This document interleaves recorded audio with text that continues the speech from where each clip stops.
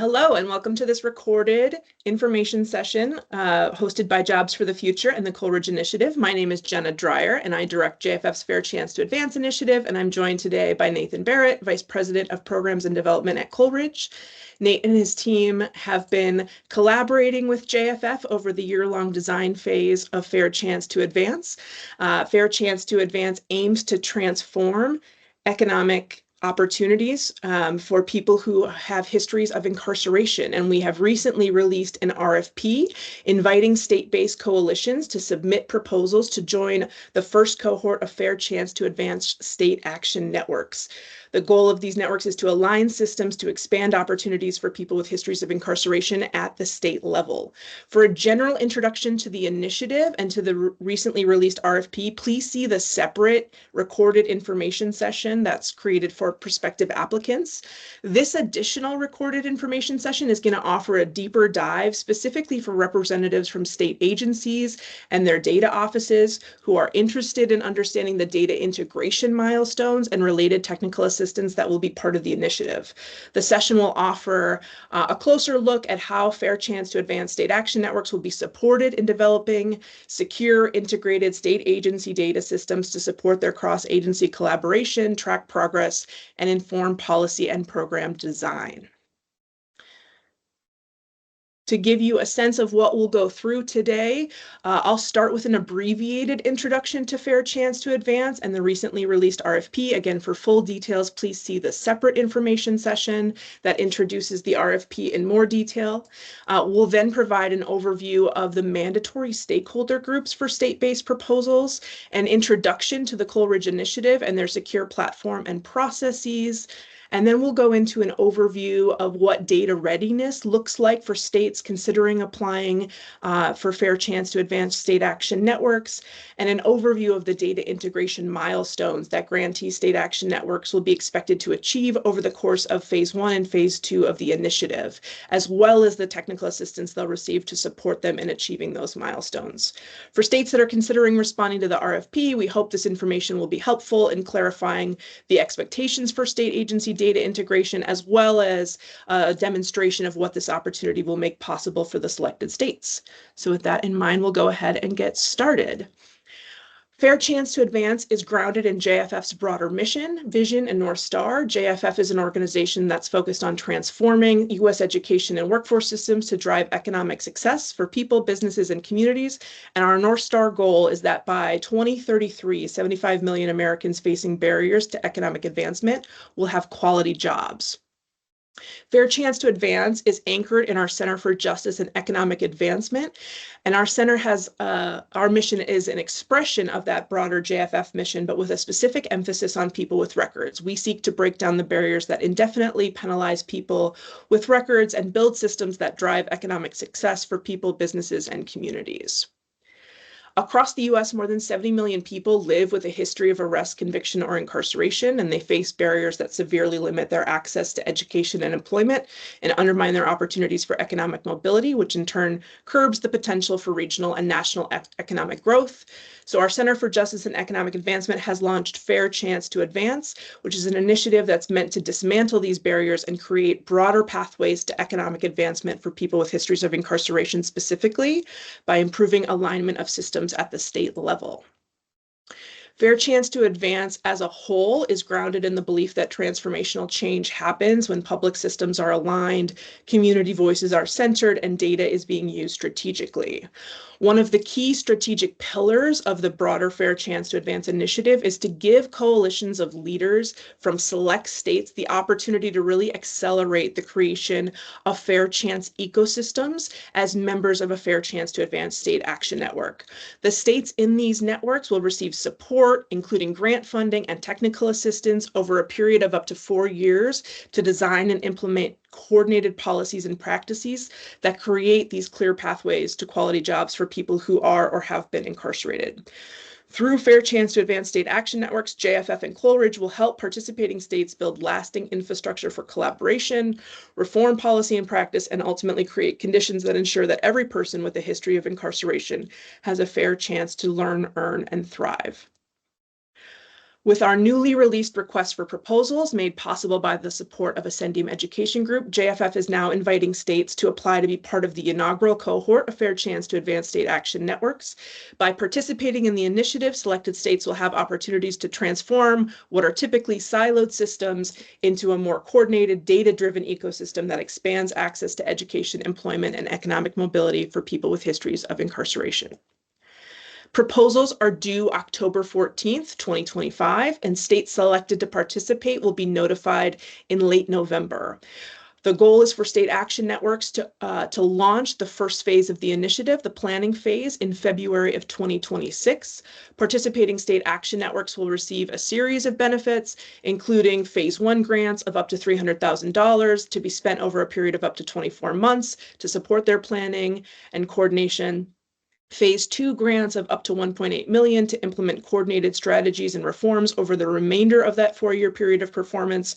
That funding is contingent upon successful completion of the phase 1 milestones, and free technical assistance and network coordination services from JFF and the Coleridge Initiative, including state-specific needs assessment, asset mapping, creation of data dashboards, and evaluation that are cadenced across the 4-year period of performance. For a more detailed overview of the opportunity and the RFP, again, please see the separate recorded information session for prospective applicants. This next slide reflects examples of state-specific outcomes that we imagine are likely for states selected to participate in Fair Chance to Advance State Action Networks.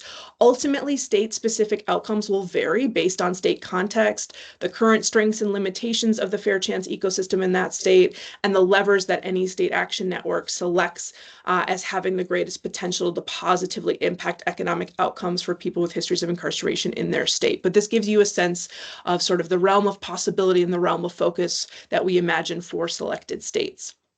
Beyond those state-specific outcomes, I also want to quickly highlight the goal outcomes that we have for each of the networks themselves in these participating states. In addition, again, to those state-specific outcomes, there are 3 goals that we have for each of the state networks. The first is to demonstrate greater systems alignment. Jumping down to the third, we're also hoping that state action networks become self-sustaining by the end of the 4-year period of performance. But during today's session, we're going to focus on goal 2, which is reflected in the RFP. And specifically, we're going to dive deeper in to this secondary goal that state action networks will have the ability and technical know-how by the end of the 4-year period of performance to leverage integrated state education, workforce, and corrections data systems, and to utilize that integrated data dashboard to increase their data-informed decision-making. So we'll be zeroing in on that particular goal over the course of this particular session. Because state ecosystems differ greatly, one of the things we heard during the year-long design phase of this initiative was really focused around understanding that difference at a state level. We have designed Fair Chance to Advance to be flexible, particularly when it comes to the composition of state action network partners who are contributing to a state's application to participate in the initiative. However, some stakeholders are deemed mandatory or designated as mandatory in the RFP based on the specific aims of the initiative. And I want to highlight a few of those that are particularly relevant to today's conversation. Because Fair Chance to Advance is designed to mobilize public state agencies to improve outcomes for people with histories of incarceration, proposals submitted on behalf of a state must include commitments from the following state-level entities: the State Department of Corrections and Community Supervision. In some states, these are 2 separate agencies. In some states, they are 1. The State Higher Education System Office and/or a state-level consortium that's representing post-secondary education and prison providers, and a state-level entity that's overseeing labor, workforce, or economic development. Again, this looks a little bit different in each specific state context, but we're looking for state-level entities across each of these 3 areas. Beyond the participation then of those groups, a second key requirement for states submitting proposals to be considered eligible for the initiative is that each must include letters of commitment from the officers who are responsible for the governance and utilization of the following state data systems: the correctional data systems, the post-secondary education data systems, and the workforce data systems. Later in this session, we'll dive into the specifics of how those letters of commitment are formatted, what's included in them, and the timeline of the data integration milestones for the selected states. But before we turn there, I'm going to hand things over to Nate to introduce himself and to provide an initial overview of the Coleridge Initiative's work, really to lay the groundwork for understanding how selected states will partner with Coleridge over the course of the 4-year period of performance. Nate, over to you. Thanks, Jen. Appreciate it. Good to be here with you all. Nate Barrett, Vice President of Programs and Development at the Coleridge Initiative.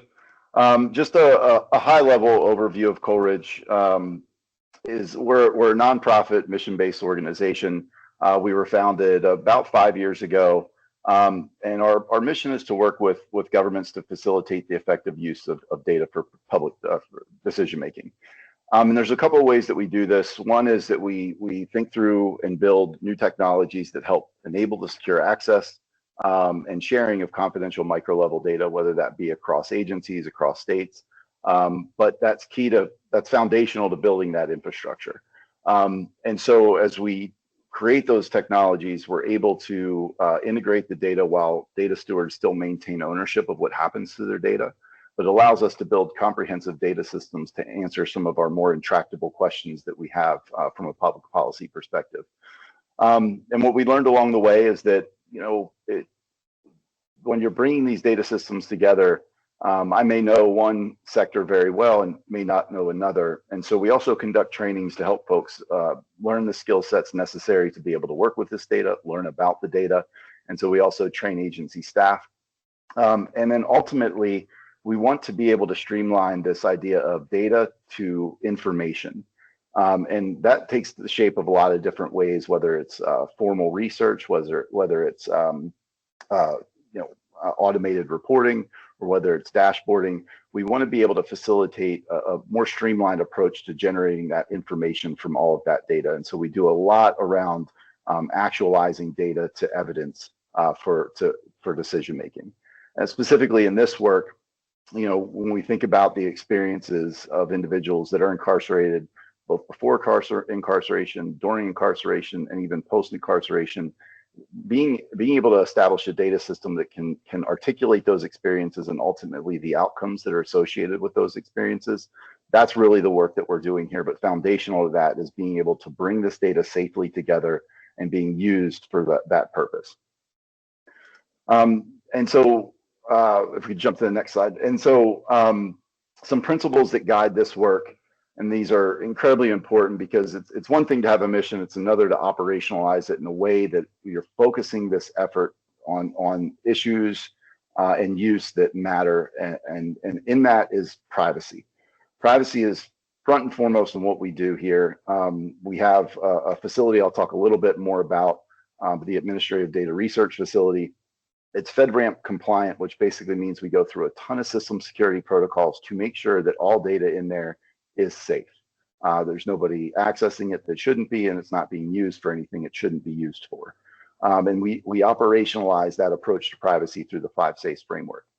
We also realize that folks touch a lot of systems as they move through their life into adulthood, into the workforce, and for us to be able to again articulate those experiences and be able to speak to them, we have to collaborate across agencies. We have to kind of break down the silos where we can to solve some of the complicated questions that we face. And so a lot of our effort is focused specifically on co-designing these solutions, co-designing the products that can speak to this information that we need. And at the end of the day, what we're trying to is make sure that we're equitable in the way that we approach this, so that the data and the information that we're providing can serve all communities, especially underserved communities. So the way that we operationalize this and the way that we kind of envision this, and I'll talk about each section in more detail below, but just broadly, the way we think about this is everything starts with that initial question, that develop phase, right? What is this thing that's keeping you up at night that we can't quite answer with our current approaches? And from there, once we define that research question, that guides us into a place of understanding, well, what technology do we need to have to be able to answer that question? Because we need to bring data together to do it. And then it's identifying what data do we need to bring together? How do we manage and process, facilitate access, analyze, and apply?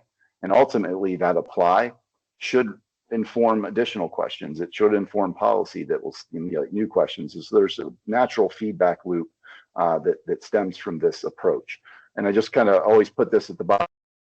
It is incredibly important to think through this, that the data infrastructure is public infrastructure, just like roads, just like, you know, our water and sewer system. These are things, this is public infrastructure that we're talking about. And you know, like roads, it's incredibly helpful to think about what are the rules for driving on it? How do we maintain it? How do we govern it? These are all questions that sort of are related to the way that we approach data. But to get a little more specific on the develop part, I talk about, if you want to jump to the next slide, Jenna, please. And so when we think about the develop, there's some initial things we tend to think is data is this currency that we're talking about, but there has to be facilitating conditions here. There has to be trust first and foremost. If folks don't trust the use of the data, what the mission is, nothing can get done. We have to be a little entrepreneurial here in breaking down those established silos, reaching out across agencies, being able to solve things together ultimately and collaborate. And so once that trust and entrepreneurship is established, the collaboration is in place, at that part we can actually get into the process of developing these questions in the approach. So we work with state and federal agencies to identify these priority questions, identify the data systems needed. We work through data agreements and the required contracts, but it's always been embedded in this is understanding the risk versus utility. As you're bringing all this data together, there's certainly a risk to privacy, but there's also an incredible increase in the utility that we can draw from this information. And that's why our approach in the 5 safes and the FedRAMP secure ADRF is really helpful in mitigating that risk as we're compiling data together while also maximizing that utility. And so as we jump to the next slide, I kind of preface this a few times, but you know, building technologies, huge part of what we do, and the way that we approach everything and operationalize safety and security is through the 5 safes. So as I mentioned, the ADRF, the Administrative Data Research Facility, it's secure, it's FedRAMP authorized, it's a cloud-based data and computing environment. It's customizable to kind of suit needs, and it operates under the 5 safes framework. And briefly what this means is we have safe data. So what I mean by safe data is that all data coming in, we typically, it is most of the time it is hashed on the data provider's end. And what that means is hashing just essentially creates random noise on personally identifiable information. So that if somebody has social security number 1, we hash it so that it turns into a 65-character string with a lot of noise injected to it. But that noise that's injected, if I have 2 different data systems, both with social security number 1, that hashing applies to both, and they can still be linked, but nobody sees PII in the facility. So it's one way that we are safe with the data and that we don't need to see PII to do the work that we need to do. We just need to make sure it can link. Safe people, what we mean by that is anybody that's accessing the data needs to be an approved user. And that typically involves us including them on any DSA that's been signed between agencies. The users need to be acknowledged and identified.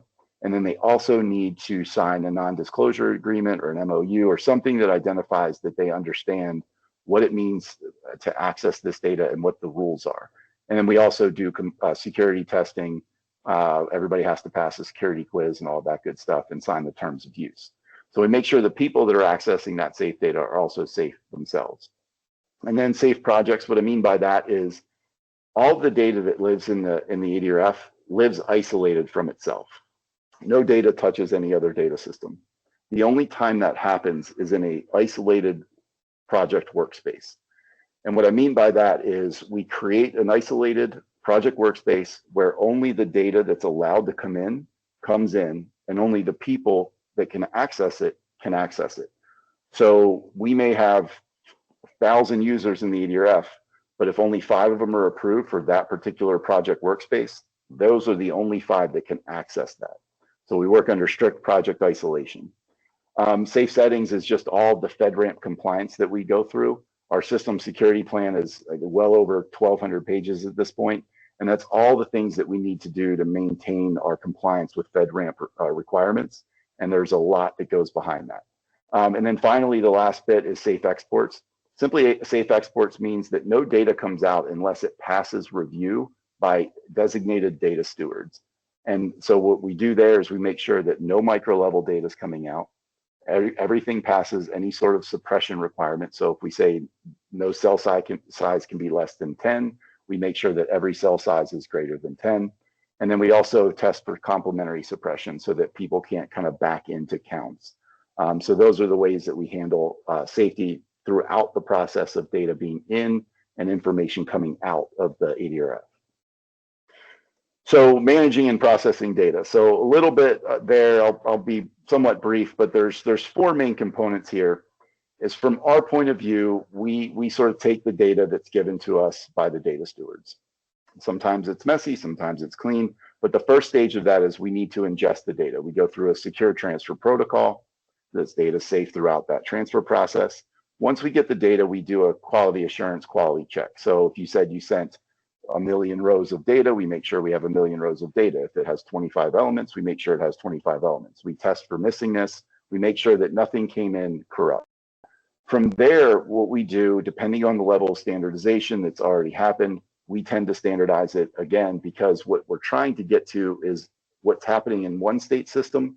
We want to be able to standardize that so that whenever we create analytics or we do a research report or we create a dashboard, that it's essentially plug and play with the next state, so that we're not kind of reinventing the wheel every time, so that we want to apply a little bit of standardization to that data so everything's interoperable. Now, that standardization can look quite different depending on the incoming data. If it's straight administrative data that's reported at set periods, that standardization is a little bit easier. If it's transactional data, that's a little bit different because we have to account for the time element. And usually we work with our data stewards to make sure that the decisions we're making on the standardization for future analytics make sense. And then finally, we link the data to create that comprehensive infrastructure. Okay, and then on the next one, so analyze and apply. So this is where all the fun stuff happens. So the goal is to generate findings that inform the evidence base. We want to go from raw administrative data into information that's actionable, right? And timely, actionable, and relevant. That's sort of the key phrases we always use. So that's our first goal, right? But how do we get there in a way that makes sense? Well, we want this not to be a one-off thing, right? We want to institutionalize the use of products that we develop, whether it's research, whether it's automated reporting, or whether it's dashboards. The only way that works is if we have multiple stakeholders providing input onto what they want to see. What questions do we have? What rapid reporting do we need? What do we need to understand about the programs that we administer, the experiences of individuals, and ultimately the outcomes that can be associated with those experiences? So we have to have multiple stakeholders come together. It has to establish that value proposition. The awareness that comes with this is that a lot of times things do happen in silos. It's the nature of the work that we do. And so there's no way we can facilitate that collaboration if we don't raise awareness broadly among various stakeholders. And then ultimately, we have to think about how we're communicating this evidence to different stakeholders. Individuals might need a different level of information than agencies, than institutions, than policymakers. We have to think about what the sort of the right data for the right person to make the decision they need to make. And that all is part of the conversation about how we develop products. We also have to think about how we differentiate products versus operational versus retrospective. Do we want to have a case management system so that we can better understand how we facilitate opportunities for folks? Or do we want something that we can look retrospectively to say, folks that have done these things typically have these outcomes, right? So we want to be clear about the goal and what we're trying to accomplish with whatever product we're developing. And then ultimately, we want to have those different modalities, right? Research reports are great, but they take a long time. So do we need something quicker? Do we need something that's repeatable and scalable? Policy briefs are helpful with that. Automated reporting is helpful for that. And ultimately, we get to dashboards. Now, I'll say a little bit more about dashboards in the next slide real quick. So the way that we think about the specific, when we get to some of these products, we'll say dashboards, just to kind of put a finer point on it, is again, where we start, that sort of research box, it has to be grounded in the question or the need. That's where it all starts. Then we have to identify those key stakeholders and the key use cases. And we assess what has to be done here, right? Then once we get everybody together, we ideate and we think, okay, we need to gather specifications for what this needs. We need to understand the data needs. We need to understand what folks want out of this thing we're trying to build. Then from there, what we do is akin to what you'll see in sort of software development. It's a lot of sprints. So what we'll do is we'll do a concept development, prototype development, and we'll put something in front of this broad group of stakeholders and say, hey, if this is the goal, how does this look? Where do we need to make adjustments? And we put together a series of wireframes that will help illuminate some of the dynamics of what a dashboard can do. So if they say, if I click this radio button, this thing pops up. If I select this menu option, this will happen. And we stage that through wireframes. So the reason why we do this is it takes a lot of time to put these things in development. But if we can do these rapid sprints where we're getting feedback on a weekly basis, by the end of an 8-week sprint, we have a really tight prototype that we can then put into production. And that's when we take that prototype, everybody's sort of agreed, that's what we need. We put that into actual engineering where we develop the product. And this is oftentimes just requires us to get in the back end and do software development. This also allows us, because we're coding it out, it allows us to do a repeatable and scalable approach. And then we pilot access to it. So once we generate that prototype, it's not, okay, we're done here. We have to have people being able to actually use it. We focus a lot on the user interface and the user experience. That's when we start getting a little bit more feedback on what it's like to actually use this tool in a dynamic sense. And then we go through to other sprints. And then once we're comfortable with that, we launch for full access. And when we launch, there's different ways that we can do this. So when we say tiered access, what I mean by that is just a method of delivering the right information to the right person for their specific use case. There are times where I may not be a native coder or a data expert, but I know what I need to see, and I can't get what I need at an aggregate level. I need to be able to see a cell size that may otherwise be suppressed.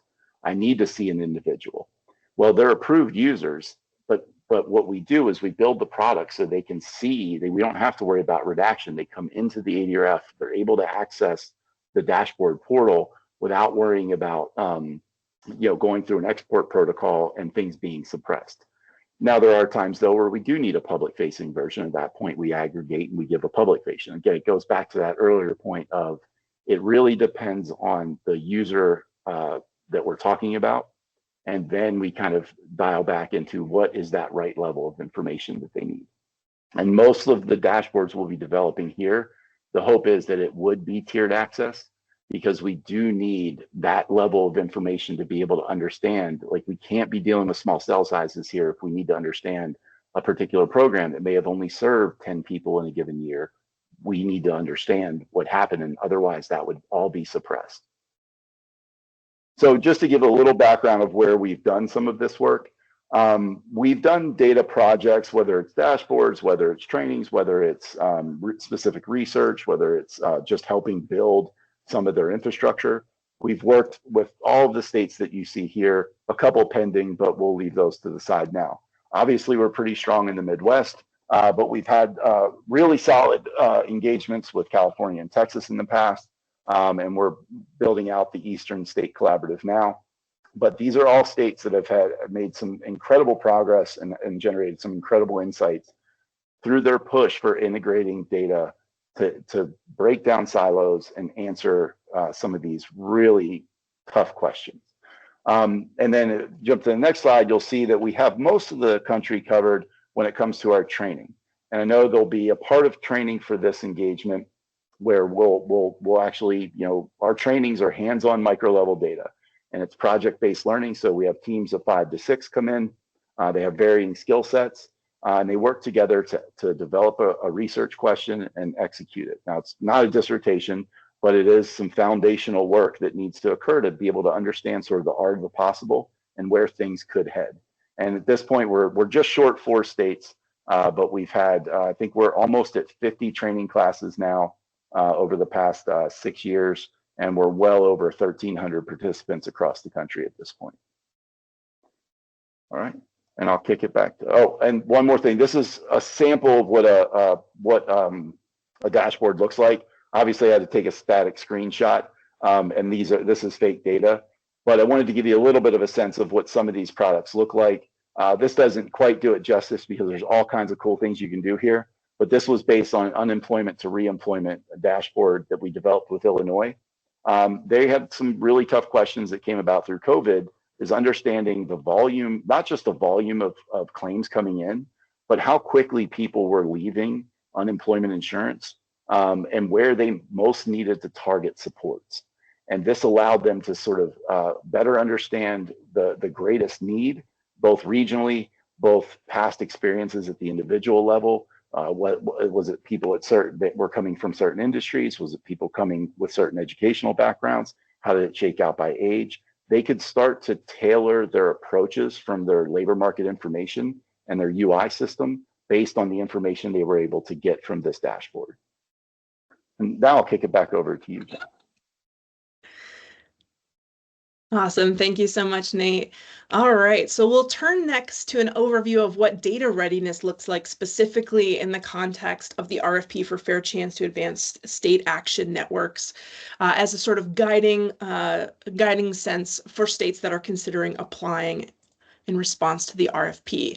As I had previewed earlier in the session, again, there are baseline requirements for states that are submitting an application to include letters of commitment from the officers that are responsible for governance of 3 key state data systems: correctional, post-secondary education, and workforce data systems. To zoom in on that for a moment, this slide reflects the language from the provided template for those letters of commitment. Ultimately, at the time of application, data officers should be signaling their commitment to the following. The first is appointing a decision maker who can represent the agency to participate regularly in the initiative, right? So participating in regular meetings of what will be a data subcommittee in each state, with the goal of advancing cross-agency data integration efforts throughout the 4-year period of performance. Another key commitment that we're looking for at the time of application is supporting the development and execution of data sharing agreements between both that individual agency and the other agencies in their state, whether that be, again, if this is the corrections agency that's writing the letter, right, then committing to a DSA with post-secondary education and workforce development, or vice versa, depending on which agency is completing the letter. And then similarly, to supporting the development and execution of data sharing agreements between that agency and the Coleridge Initiative as a foundation for the work that Nate has already outlined and that we'll dig into in more detail throughout the rest of the session. And then the final commitment that we ask for at the initial stage of application is a commitment to ensuring timely progress towards onboarding agency data into the ADRF, and specifically targeting a successful first data ingestion by no later than month 18 of phase 1 of the period of performance, which is a key milestone then that's necessary to unlock the phase 2 implementation funding. And we'll talk more about the specifics of these timelines here in a moment, but at a first look. For baseline eligibility, right, what we're looking for is states that have data officers that are willing to submit those letters of commitment and say, yes, we're on board, we're willing to participate, we're ready to go through this 4-year process to achieve this end goal. We also recognize that there are some states that have already demonstrated some progress towards integrating their state agency data systems, and those states are positioned to receive priority consideration during the review. So, for example, some of these different ways that a state might have made past progress are they may have existing data sharing and or service level agreements between 2 or more of the state agencies. They may have public reports or existing data dashboards that they can be leveraging. They may have recent strategy or vision statements for how they imagine data informing program delivery and decisions, or they may have existing funding that's supporting their work around data systems integration. All of these things are things that a state would be invited to share as part of their proposal, if applicable. There are also a few additional considerations for readiness that our partners at Coleridge will look for when reviewing proposals. So I'll kick it back to Nate for a moment to just walk through a couple of these additional considerations. Yeah, thanks, Jenna. And these are rather important for getting over the hump. And so one one thing that we've experienced is there may be willingness on the DSA side, and we've accomplished the DSA, but there's no common identifier that exists across systems, particularly true with corrections. And so has there been a way that where their linkage has been able to take place between the systems? So that's what we kind of mean by path to data integration. That's usually the biggest hurdle is the record linkage question. We can help facilitate some of those paths, but it would be good to know up front the willingness and what elements are available to help facilitate record linkage. The next, the next two really are kind of hand in hand. They often, we have some state partners where they've had to make legislative changes. Sometimes it's a little difficult to do that quickly, but we have had some states that did by legislative mandate, they could not host data at a third party provider.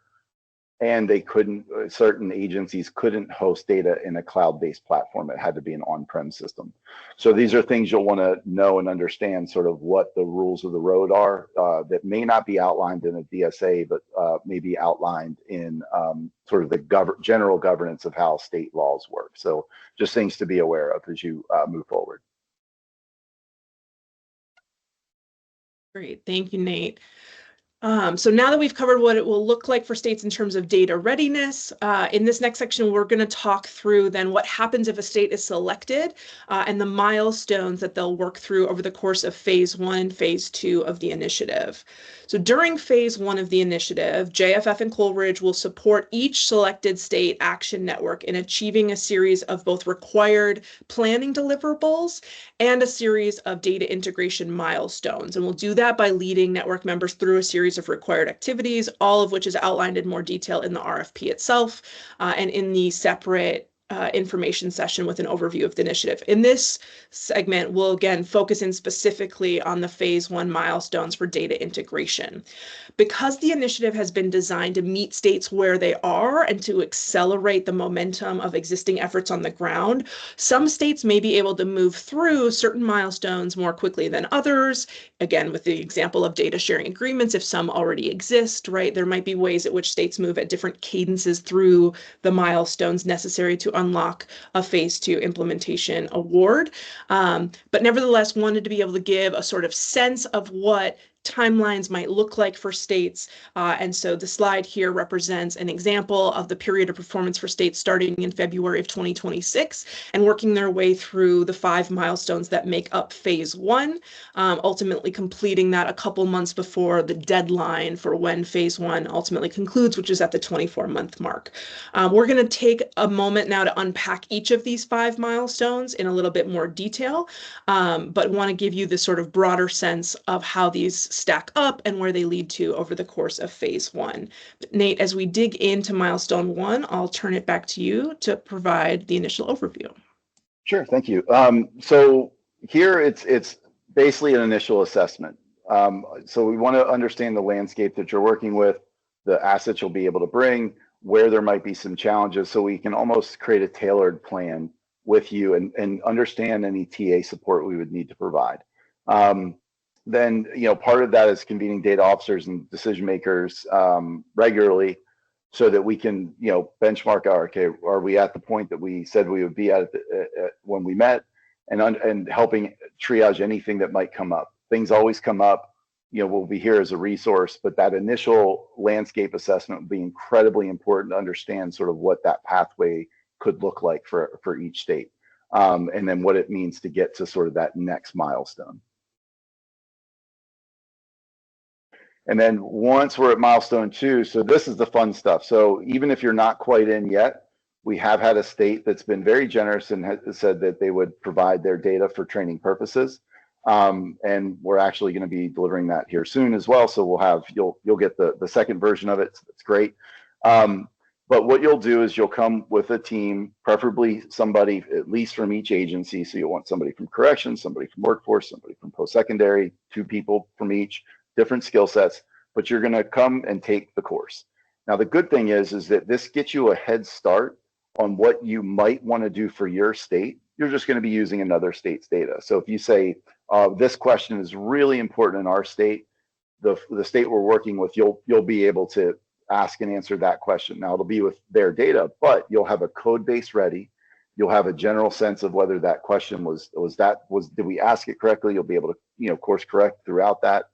And then ultimately that ends in sort of a final presentation where you kind of present some of the key findings, and you'll go through the export process, all that good stuff.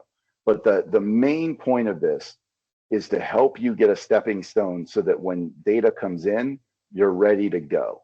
So we don't have to kind of iterate on, it's like, well, what should we do? I'm not sure, but you had an opportunity to do it in the training class, and you got some hands-on experience with that data that ultimately can help inform the data products to come. Awesome. So as you'll have seen reflected in these first two slides, really for both milestone 1 and milestone 2, right, what we're looking for from grantee states is the willingness to be active participants, right, in these processes and to work towards these shared goals. And then we'll turn now to milestone 3, which is where we get into the fun of data sharing agreements. Nate, I'll kick it back to you to talk through this one. I always get the fun stuff, data sharing agreements. So everybody's favorite. We're here to help. Now, what we don't do is we don't force a type of agreement. Oftentimes, I think 9 times out of 10, we're amenable to using the agreement states are comfortable with. So if there's already been a path forward and we say, well, when we share data among our states, this is the way, or among our agencies, this is the way that we do it. So we always default to the state preferred agreements. When they're not available, we certainly have them available for you. And we've curated them to sort of address some of the common things that come up during the data sharing agreements process. Part of that, though, is also including Coleridge as one of the members of that data sharing agreement. So we'll want to make sure we highlight how the data transmission process takes place. That will need to go into the DSA. The security protocols that will need to be in the DSA as well, basically how we operate, but just in the agreement itself. And then ultimately, if they're not available, we would rely on the states to develop an NDA, because again, we ask that anybody accessing the data would sign an NDA to make sure that they are a safe person. So those would be the main things we would need to do in milestone 3.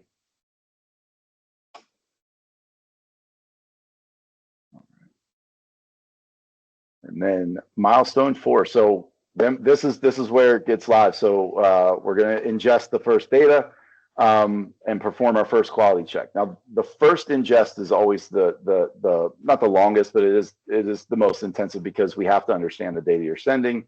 We do our quality check, and then we'll get a cadence down. So if we say, well, we're populating workforce data quarterly, we have a schedule, we send it quarterly, we'll be ready to take it in. But on all subsequent ingests, what we do is once we understand it, we develop the code base for the quality assurance. Everything's automated from that point. So as soon as it's pushed through the secure transfer protocol, it hits within the ADRF, we automate the QA/QC part, and then it automatically gets put into production in our server, again, isolated from all other data. But if that data is allocated to an isolated project workspace, that data would automatically update to that project workspace as well. So again, we'll go through that first ingest. Our team will probably have questions for the data folks on your end. It usually takes about a week or 2 on that first ingest. And then milestone 5. So, we have, the data that you have. You've gone through the training. You have an idea of some of the questions that you want to ask and answer, some of the visuals that would be awesome to be able to repeatedly demonstrate. And that's where we're going to start talking about what the dashboard visioning will look like.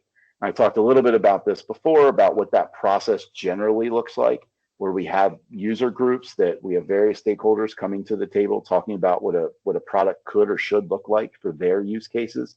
And we start centering in on what that might look like. Now, at this point, when we get to here, we'll already have a dashboard established with a couple of other states. That's not to say that that's the dashboard that you all would need to use, but it gives you a good baseline to kind of see that art of the possible and where you'd want to make some adjustments. And so we'd work with the states to make sure that, hey, does this work? How do we start to pivot to get the dashboard to where you all would want it? Perfect. Thank you, Nate. So just to quickly hop back and summarize again, states would work through these 5 milestones over the course of phase 1, moving potentially at slightly different cadences on certain milestones, certain pieces, but ultimately with the goal of getting to that first data ingestion in particular by month 18.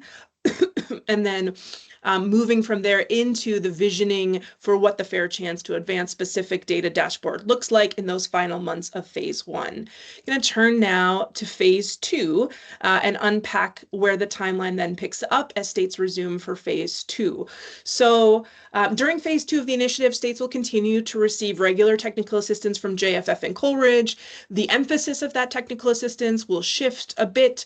And again, for details on how that plays out as it relates to moving from planning to implementation for the larger scope of the initiative, see the other materials. In this case, as we talk about what happens in the transition to phase 2 for data integration milestones, I want to point out that really there's a shift here towards really, I think, it becoming real and having the opportunity to start building what will ultimately become that state's opportunity to interact with integrated data. Ultimately, again, these milestones are intended to drive state action networks toward successful completion of Goal 2, that by the end of the 4-year period of performance, each state that has participated in the full initiative will have the ability and technical know-how to leverage their integrated state education, workforce, and corrections data systems and utilize that integrated dashboard to increase data-informed decision-making. So that's where we're headed. And the cadence at which we'll get there, again, may depend a bit state to state, but I'll turn things back to Nate here to unpack the 3 milestones then that make up phase 2, starting with resuming the data subcommittees. Thanks, Sharon. And so the data subcommittees here will resume, and here the work is less about creating the foundation to be able to access and utilize data. And now it's a little more intentional about, okay, we have this, how are we integrating it? Are there ways that we can start to collaborate around standards, around interoperability? So we're sort of, I want to say up the stakes, but we're doing more, I think, in the weeds work here a little bit about, okay, if this is to, again, we're getting back to that question of if we want to institutionalize approaches, we want to institutionalize the use of tools, we also have to institutionalize the data process that is used to provide the foundation for those tools. And that's a big focus of this, is making sure, you know, where additional data might need to come in, how do we do that? Where we need to create standard measures on outcomes, how do we come into agreement on that, and how do we process that? So the work now becomes a little bit more focused on the use of the data and the processing of the data than it is just create the foundation for being able to even have access to data. And then this is where the exciting stuff happens. So again, we did a little bit of the work at the front end of the training. We did a little bit of the pilot testing of the dashboards that already exist and kind of starting to ideate on how would we want this to look for us. And this is where we bring folks together to start doing this sprint that I was talking about earlier. Let's go ahead, and if something works from the prior dashboard, let's start with that and then build. And let's say, okay, well, what else would we want to see here? Are we really focused on this type of programming? Are we really focused on these outcomes? Are we really focused on these groups of people? These are all things that we'll want to discuss as we're working through this sprint. And again, the sprint typically is based, we'll put wireframes together. We'll give them to you about a week in advance, and you'll go through and you'll say, okay, here we go. And we'll meet and we'll just talk about it. Then that happens typically on a Friday. Then we typically work through the weekend and we'll get you something by end of day Monday or first thing Tuesday. That gives you a few days with it. We do it over and over again until we start centering in on something that everybody's like, this would be really impactful. And then we put it into production. And then now, knowing we have a general product, that's great. We've brought everybody together, but states have different contexts. And so what we're going to want to also do is work specifically with each state to say, what are some additional views? What are some things that are specific to you all where you have questions? And then we'll make customized views for these dashboards for each state. So you'll have the general dashboard, but then you'll have some customized views that are able to address and answer, provide information for specific questions that you may have in your state. Brilliant. Thank you, Nate. So once again, just to summarize, as folks move from phase 1 into phase 2, there's this additional set of 3 milestones, and really that opportunity to help iterate to get to that point where data is becoming actionable based on the use cases identified by those states. Ultimately, we hope very much with the goal that state action networks complete the initiative, feeling that they have the technical know-how to leverage those integrated state data systems, both through the training they've received and the role they've played in the process of developing them, and then ultimately being really able to put those into use to improve economic outcomes for people with histories of incarceration in their state. So this has been a deep dive into all things data integration for Fair Chance to Advance. We hope the session has helped to clarify the expectations for state agency data integration, both at the stage of applying and then as folks work through the 4-year initiative. Hopefully it's given you a sense also of what this opportunity can make possible for your state if you are considering applying for Fair Chance to Advance state action networks. If you do have additional questions, please contact our team. You can reach us at fairchance2advance@jff.org. We also encourage you to refer to the RFP for additional information, including an open period for questions and a series of office hour sessions that we'll be offering for prospective applicants that will be hosted by both JFF and Coleridge. So don't hesitate to bring your data officers to those office hours so that they can get their questions answered as well. In closing, I want to offer just tremendous thanks to our partners at the Coleridge Initiative and Nate in particular for bringing such valuable combination of expertise and collaborative spirit to the design phase for this initiative.